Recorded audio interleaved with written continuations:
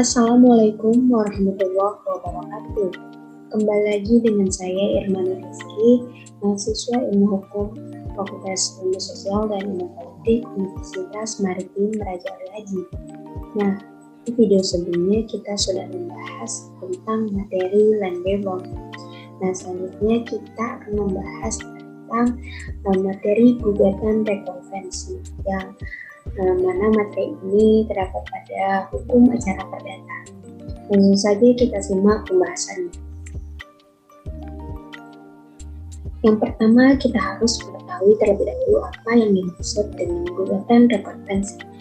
Menurut pasal 132 huruf A, itu dijelaskan bahwa gugatan rekonvensi adalah gugatan yang diajukan oleh tergugat sebagai gugatan balik terhadap gugatan yang diajukan penggugat kepadanya. Nah, gugatan rekonvensi ini diajukan kepada pengadilan saat berlangsungnya proses pemeriksaan gugatan yang diajukan penggugat. Pada pasal 224 RI itu juga dijelaskan bahwa gugatan rekonvensi adalah gugatan balik yang diajukan tergugat terhadap penggugat dalam suatu proses perkara yang sedang berjalan. Agar gugatan rekonvensi ini dinyatakan sah, selain harus memenuhi syarat material, gugatan juga harus secara detail menentukan dan mengatur syarat-syarat gugatan rekonvensi. Namun, agar gugatan rekonvensi tersebut dianggap ada dan sah, gugatan harus dirumuskan secara jelas dan terurai sama dengan gugatan konvensi. Nah, tujuannya agar pihak lawan dapat mengetahui dan mengerti tentang adanya gugatan rekonvensi yang diajukan tergugat kepadanya. Selanjutnya, peraturan perundang-undangan itu tidak mengatur tentang syarat material gugatan rekonvensi seperti saya bilang tadi. Namun pada pasal 132 huruf A, itu ditegaskan bahwa tergugat dalam setiap perkara berhak mengajukan gugatan rekonvensi. Selanjutnya itu tidak diisyaratkan antara keduanya harus memiliki hubungan erat atau koneksitas yang substansial. Meskipun tidak terdapat pengaturan terkait syarat harus adanya koneksitas antara gugatan rekonvensi dan konvensi, ternyata dalam prakteknya pengadilan itu cenderung menetapkan gugatan rekonvensi dan konvensi ini. Nah, selanjutnya ada syarat formil gugatan rekonvensi. Yang pertama itu ada menyebutkan dengan tegas subjek yang ditarik sebagai tergugat rekonvensi. Selanjutnya merumuskan dengan jelas posisi atau dalil gugatan rekonvensi berupa penegasan dasar hukum dan dasar peristiwa yang melandasi gugatan. Yang terakhir ada menyebutkan dengan rinci petitum gugatan. Nah, selanjutnya kita masuk pada tujuan gugatan rekonvensi.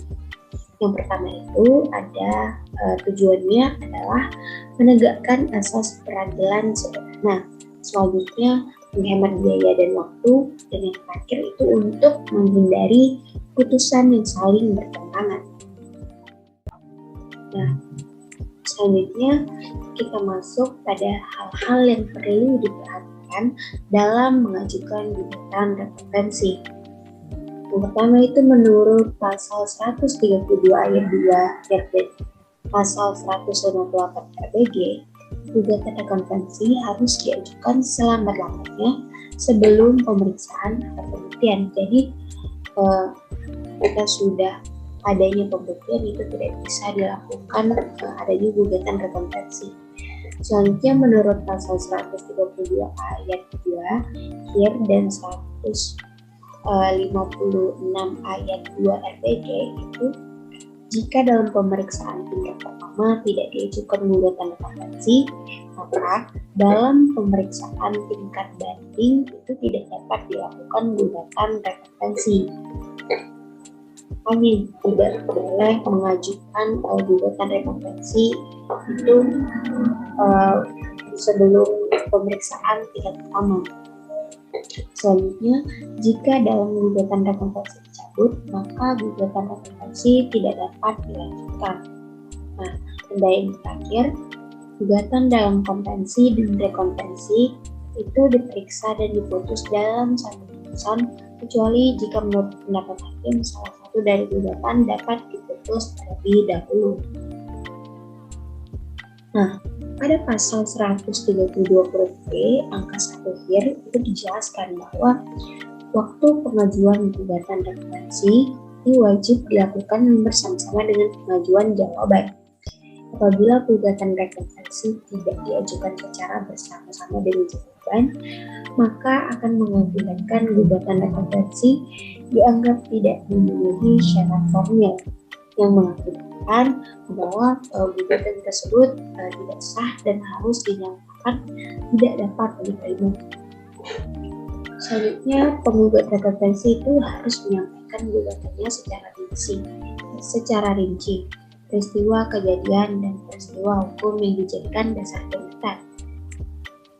Selanjutnya, panitera berkewajiban mencatat segala ihwal gugatan referensi dalam berita acara sidang secara lengkap dan juga apa yang terjadi dalam petitum referensi.